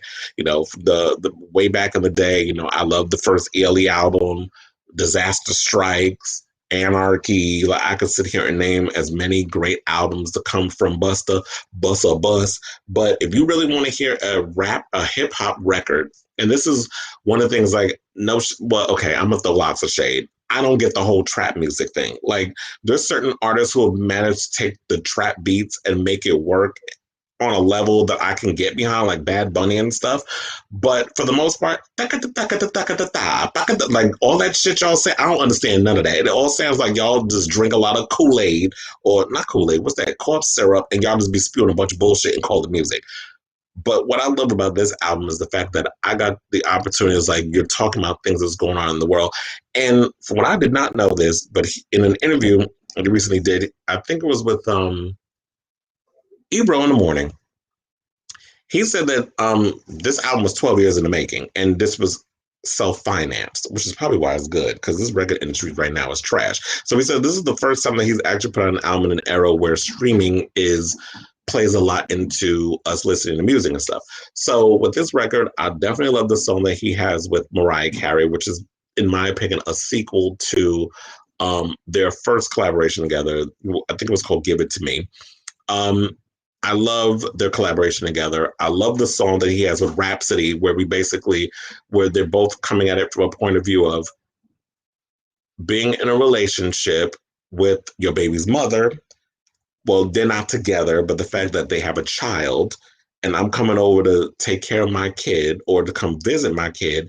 And because the woman, and it's not even like a black and white thing, it's a shade of gray. And that's kind of made me look at it from both sides, is that Rhapsody is speaking from a woman whose baby's father she's just mad at over some shit and is using the child as a pawn against the father.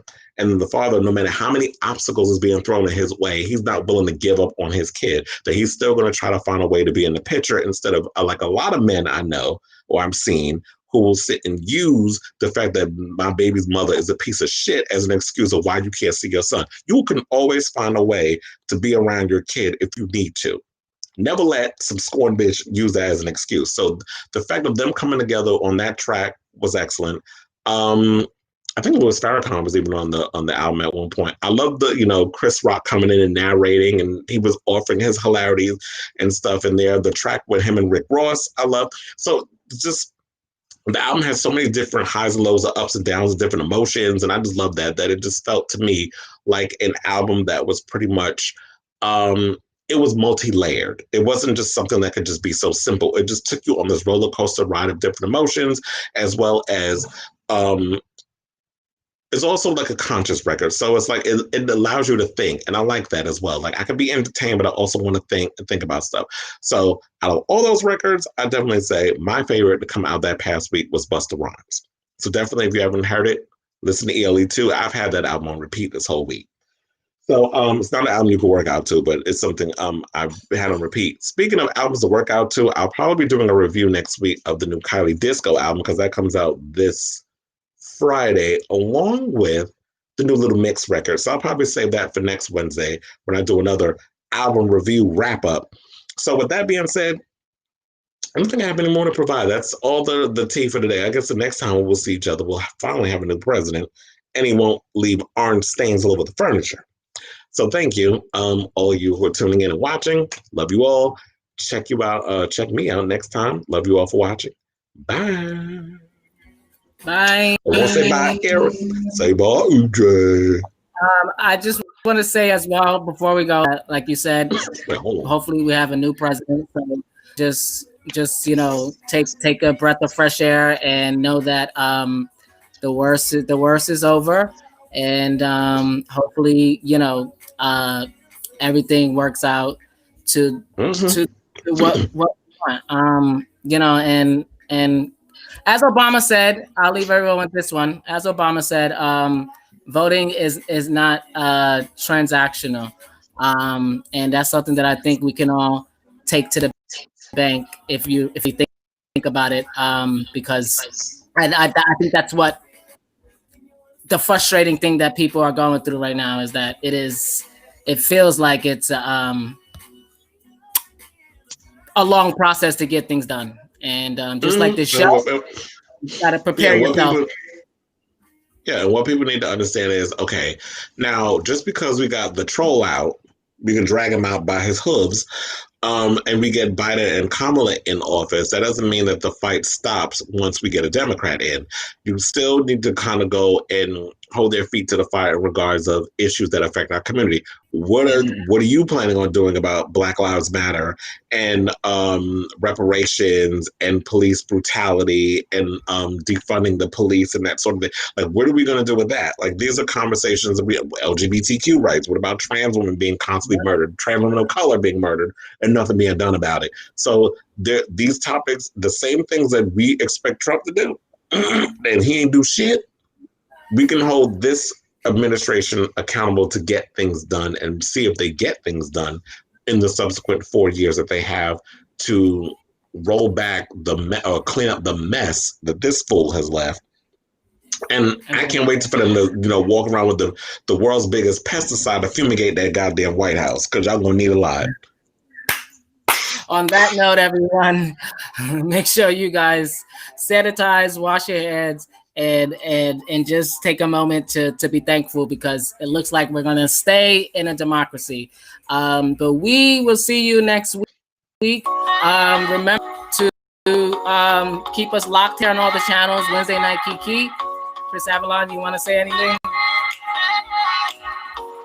Yes. Guess not. Watch my show, The Kris Avalon Show, Saturday on All Digital Radio. Saturday. Bye.